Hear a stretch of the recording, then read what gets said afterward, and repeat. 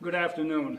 Thank you all for coming this afternoon to spend a few moments with us to give you a current update on the COVID-19 situation in the city of Fort Wayne and in the county of Allen. We have with us today a group of local government officials and healthcare experts who are here to provide you the medical update on the current situation, as I mentioned. We continue to emphasize masking, social distancing, hand washing, and being vigilant the COVID-19 situation that surrounds us today. It's imperative that our residents follow protocols to help us slow down the spread of this powerful virus. The more we can do to help each other, the more lives that we can save, and the better position that we will be in to resume some resemblance of a normal environment. As a community, we must work together to ensure that we are as safe as possible. And we need to make sure that our healthcare community is in a position to continue to help us when necessary. Today I've asked 5 speakers to come before you to spend a few minutes talking about their specific area of expertise and how and why it's so important for us to continue the actions that we're currently doing in the city of Fort Wayne and again the county of Allen. I've asked Allen County Commissioner Therese Brown, Dr. Matthew Sutter, who's the Allen County Health Commissioner, Dr. Jason Rowe from Parkview Health, Dr. Vishal Bhatia from Lutheran Health Network, and Dr. Stephanie Kidd with the IU Health System in Fort Wayne. So at this time, I'd like to ask Allen County Commissioner Therese Brown to step up. Commissioner? Thank you, Mayor Henry. As what the mayor reiterated, and I will reiterate as well, you know, it's been a while since we've had one of these press conferences, and clearly the virus isn't going anywhere for quite some time. And we're grateful that we're able to move about, to be able to participate as a community, visit restaurants, be able to be around loved ones, be in a lot of public scenarios with each other. But to the vigilance that the mayor's referencing, whether it's in restaurants, the city of Fort Wayne, Allen County, unincorporated other municipalities within the county or in our region or in the country, we need to be very vigilant and very aware that this isn't going anywhere, again, unfortunately, anytime soon. So anything that you know that you should be doing is in the best interest of not only yourself, your loved ones, your families, your friends, but everyone that you interact with in our community. We'll be able to continue working, we'll be able to continue to operate and continue to move our economy forward, but only if we work together in doing this as a community and as a population. So to that end, no further ado, I would like to pass the baton on to Dr. Sutter and have him say a few words. Doctor?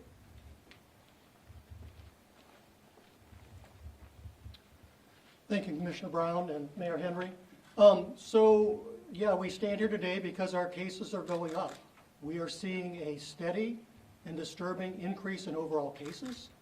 Some of this may be because of increased testing, but because we're also seeing our positivity rate go up and our hospital admission rate go up, I'm very concerned that we're starting to see increased spread within the community. This is not unusual. We're seeing this in many places in the state, in many places through the Midwest right now. When we look back at the numbers, this trend started just after Labor Day, and our theory is that increased parties during Labor Day helped seed this, which then got into families to continue spreading.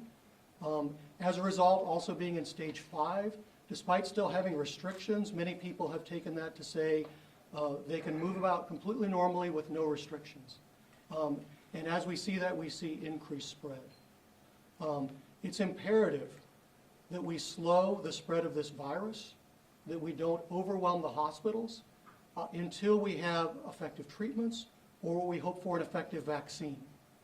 There is still good hope that we will see effective vaccines as early as December of this year, but they'll still be in limited numbers at best. I am hopeful that the vaccine will be the end game to this, and that we will be able to vaccinate enough of the population to be able to get back to at least a new normal. But until then, we need to keep the spread down. If we overwhelm the hospitals, our community is at risk, not just for people with this disease, but with all people with injuries and other diseases. So, thank you for this time. I'll now turn this over to Dr. Rowe from Parkview.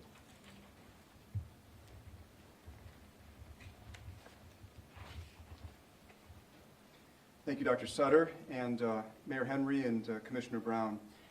3 brief points I wanted to share with you from the Parkview Health perspective this morning. The first is that we have seen, as Dr. Sutter indicated, a rapid increase and a sustained increase in hospitalizations due to COVID-19 in all of our hospitals across the health system.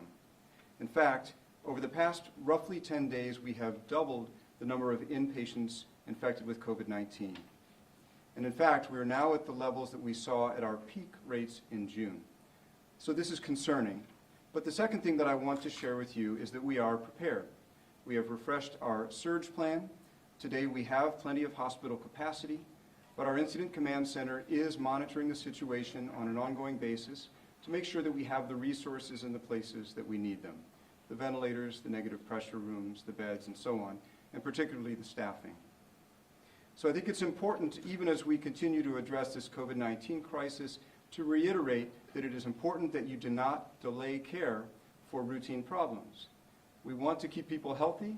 We want to keep people out of the hospital and out of ICU beds, and that means getting the routine care for your chronic health problems that you need. I dare say, I think on behalf of all of the systems represented today, that our hospitals, our emergency departments, our clinics are perhaps the safest places you could be in Allen County and the surrounding regions now. So please do not delay care. And the third thing I'd like to say is that in order to maintain the staffing levels and bed capacity and so on that we need to take care of all of you, we're really counting on you and are grateful for you for the part that you can play, which is, once again, to continue to be vigilant about masking, social distancing, and good hand hygiene. Thank you. I believe that Dr. Bhatia from Lutheran Health Network is up next.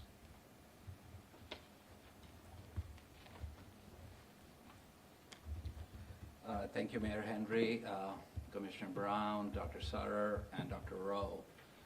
I just want to take an opportunity from Lutheran Health Network to update. Like Dr. Rowe said, this is a time we're seeing the highest numbers that we've seen since the onset of pandemic for hospitalized patients.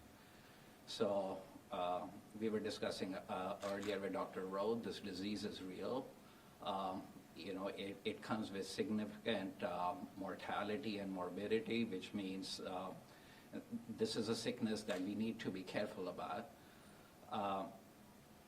As we say, as our numbers go up, we've seen the highest peak in terms of hospitalization around June, but a lot of those were unconfirmed cases because we were waiting for the test results to come back. Right now we're seeing is real confirmed cases that are positive for COVID-19, and we continue to see that rise since, I would say, end of August for our network, and we've actually seen our numbers triple since then.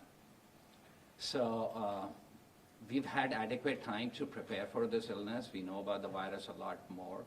We've taken all steps needed to provide the safest environment in our hospitals, with protocols put in place, segregating patients, universal masking, screening everyone that comes in, pre-op screening and testing, so that we can provide adequate and the best care to our patients. But it is very important and it is imperative for us to maintain the capacity of the healthcare systems. Because if we see the cases continue to rise, we could really stress our healthcare systems. And nobody is looking forward to that. On top of that, I do want to stress, like everyone before me, it is incumbent for everyone to continue to wear their masks, continue to socially distance, and do what has made us relatively successful so far around the country. We've seen healthcare systems stressed, and I would say Fort Wayne and this community has done the right things, that we've been able to slow the curve and seen that we have adequate capacity in our healthcare systems to take care of our patients. The other thing I would like to emphasize is the other health conditions. We really want people to be very careful about their symptoms, get appropriate health, reach out to their healthcare providers, continue to do their health maintenance and screenings for their other chronic conditions. We have also seen during the pandemic that because people ignore their symptoms, when they present to our emergency rooms, they're sicker than they usually would be. So they're in an advanced stage of their disease, which leads to further complications in their care. The other thing I would like to emphasize, Dr. Sutter mentioned that we are hopeful that we would have a vaccine, but we have another vaccine that is already available to us, and that is for the flu. These conditions can coexist, and a co-infection with the flu and COVID-19 can be more severe than just one infection alone. So I would encourage everyone in the community to get their flu shots. This will prevent overburdening the system, and it will help them and their families to be safe in this environment.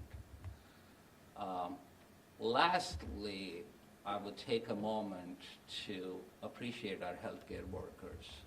They have spent countless hours in these stressful conditions to take care of our community and people in need. So if you people know any healthcare worker, take a moment to thank them. So, thank you.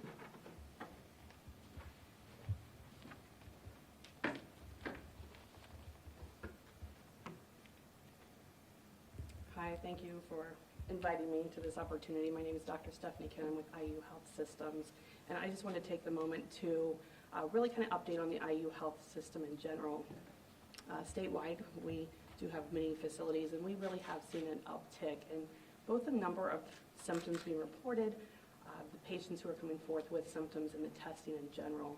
Most concerning in Indianapolis, that was for a while one of our highest regions, and we've actually seen an increase in the Ball Memorial region, which is Muncie, just south of us. So that presents a little bit of a concern, just because they're just south of us and within our region. So our anticipation is that we are going to be seeing an uptick in not only our presentations, but also in the number of cases that we're going to see as well, with an anticipation of the uptick probably somewhere in the vicinity of the beginning of November, somewhat aligning with certain events. So in general, I just want to take that moment as a primary care physician to really encourage, and I like to thank my colleagues for really stressing the importance of preventative care, because the prevention is key. I've taken every opportunity I can with my patients, as well as my colleagues have done the same, to really encourage the preventative services being performed, to come in, to be seen and evaluated for your chronic conditions, to obtain the vaccinations that are available, because we are coming into the flu season as well, and the vaccines are there. So the way I present that is, if we can do something to help prevent other things, then that's certainly what we should be focusing on and working on as a community. So our biggest goal at IU Health statewide is to keep our community safe, keep our patients safe, keep our team members safe, because we need to be there to be able to support our community and to be able to provide that care. So that is very, very important to us. So the prevention, I cannot stress enough on how important that is. A huge, huge deal for us at IU Health. A couple things that we've actually worked on, our administration does meet on a regular basis to keep our updates going with the COVID situations. We have started to ramp up our potential for our virtual screening. This is statewide.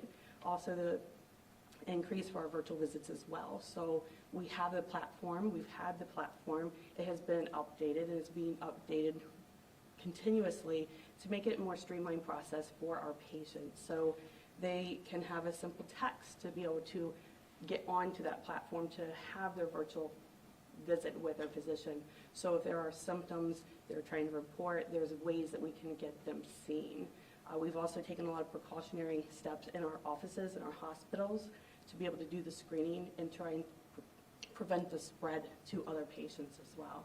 So this is things such as the social distancing, which others have mentioned.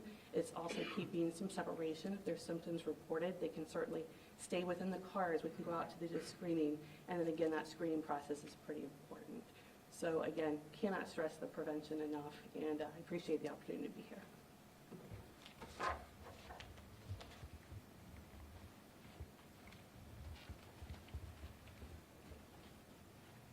Thank you, Doctor.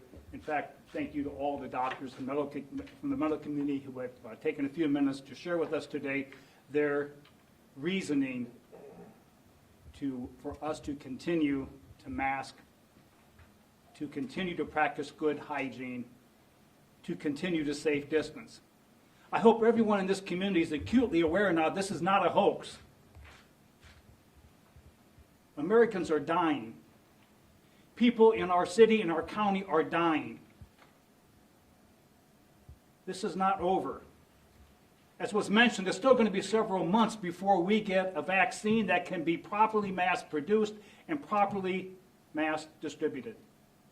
And until that time, we have an obligation not only to our fellow citizens, but to our own families and to ourselves to continue to practice the methods of safety that we have asked you over and over again. When I hear that Fort Wayne and Allen County and the state of Indiana, for that matter, are going up higher than other communities our size in other states, something is wrong. Something's terribly wrong. We're better than that. Our community is better than that. We know what it takes. You shouldn't have to mask just because you look around and everybody else is masking. You should mask because that's the proper thing to do. The last thing I want in this community is to have one of your loved ones die because you did not take the advice of those who know what they're doing. So my friends, pay close attention to those healthcare professionals and those government officials who are asking you again to continue to practice what they've been asking you to do for the past 8 months. There is no reason why we have 8 million Americans infected and several 100,000 Americans dead because we refuse to take the action to flatten the curve. For God's sake, be a good American. Do what needs to be done. Thank you. With that, this press conference is formally finished.